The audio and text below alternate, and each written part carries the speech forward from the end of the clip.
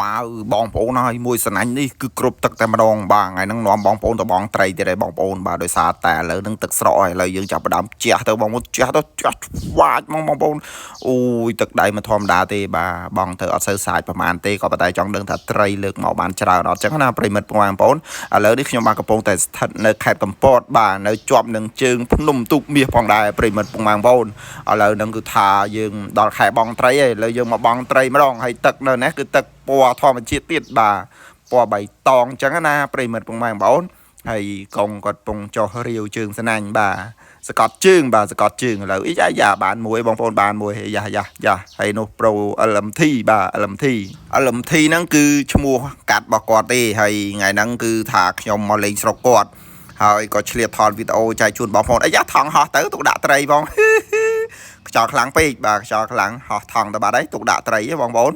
ហើយខ្ញុំអត់បានចុះទឹកទេខ្ញុំថតពីលើបងប្អូនឥឡូវយើងលើកមកហើយអាយយយើងតឹងឯងបងតឹងឯងយ៉ាតឹងដែរបងប្អូនណាលើកមកដល់លើប្រិមិត្តមកថ្លែនមកស្នាញ់អូយអាត្រីនេះវាហូរចូលមកតាមបន្លាយហ៎បងប្អូនអាពេលខែភាសាវាចូលមកនៅហ៎ដល់អញ្ចឹងទៅវាជាប់នៅក្នុងនឹងបរោយអូបងប្អូនអើយសិតតែថ្មងអញ្ចឹងត្រីបាទអូយមួយដៃឡើយក៏យ៉ាមួយចុកឡើយចុក1-0ឡើយកងចុក1-0ឡើយហើយចំសត្រីអត់សកាត្រីគេខ្លាំងកញ្ចោមែនអីមិនកញ្ចោបងប្អូនឆ្លាំងទៅនេះមើលជាអូឆ្លាំងមកអើយឆ្លាំងអូមានកធទៀតចំមកហឹងហ្មងមកស្នាញ់នេះទៅផ្ទះហ្មងបងប្អូនវ៉ាវកប់សេរីហើយទៅបេះមិនទៅត្រីសថ្មងអញ្ចឹងនេះអូនោះអូយអូយអាយមុតដៃឡើយរៀងឡើយអន់ចង់មួយឡើយប្រិមិត្តបងប្អូនបាទឥឡូវនេះគឺថាមកស្នាញ់នេះគ្រប់ទឹកហើយបងប្អូនហើយបាទហើយតនេវិការងារថតចប់នាំគ្នាបងត្រីបរោយបាទថតចប់នាំគ្នាបងត្រីបាទឥឡូវយើងចាប់ដាក់បដើមកអូមកស្នាញ់នេះបាច់បងប្អូនបាទមកស្នាញ់ទៅផ្ទះបរោយទៅបាទហើយដោះក៏មិនដោះលឿនដែរដោយសារតែមើលទៅដូចជាសិតតែត្រីមានថ្មងអញ្ចឹងហើយមានកញ្ចោមានឆ្លាំងមានស្អីគេត្រីកត្រប់អីមានត្រីកត្រប់ទៅត្រីកត្រប់ត្រីអីទៀតនេះកធទៀតនេះនឹងកធកត្រប់មិនហ៎បងប្អូន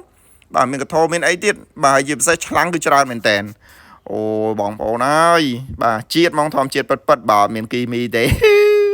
បាទវាហូរមកតាមបន្លាយអាពេលខែវស្សាបងប្អូនហ្នឹងហើយអូយដោះទៅ1 ម៉ោងមិនដោះហើយមើលទៅ1 ម៉ោងកន្លះ2 ម៉ោងបើសិនតែត្រីថ្មងអញ្ចឹងនោះ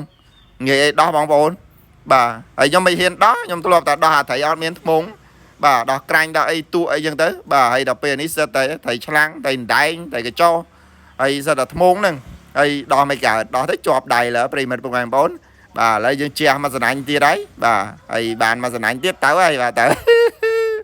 បាទមកស្នាញ់មិនតិចគីឡូទេបងប្អូនបាទត្រីមិនត្រីចំទេណាប្រិមិត្តដាក់ចោលអញ្ចឹងទៅវាហូរមកខ្លួនឯងទេបាទអត់បានបាច់ចំណៃឲ្យស៊ីទេអត់មានទេបាទអត់មានទេធម្មជាតិពិតបាទឥឡូវបងគាត់លើកមកទៀតអូយបងប្អូនហើយណាឡើងពេញស្នាញ់តែម្ដងបាទគឺថាមកស្នាញ់នេះគឺ5-6 គីឡូប្រហើយណាយ៉ាងហើយណាក៏3 គីឡូទេបងប្អូនបាទបងលើផុតពីទឹកទេមើលលើផុតពីទឹកអូយឃើញហៀទឹកមាត់បងប្អូនដៃបងប្អូនមិនដៃប៉ុណ្ណាណៃអូដល់កហើយបាទឥឡូវវីដេអូមានប៉ុណ្្នឹងឯងបងប្អូនបាទឥឡូវយកត្រីទៅធ្វើម្ហូបសិនបាទអរគុណច្រើនបាយ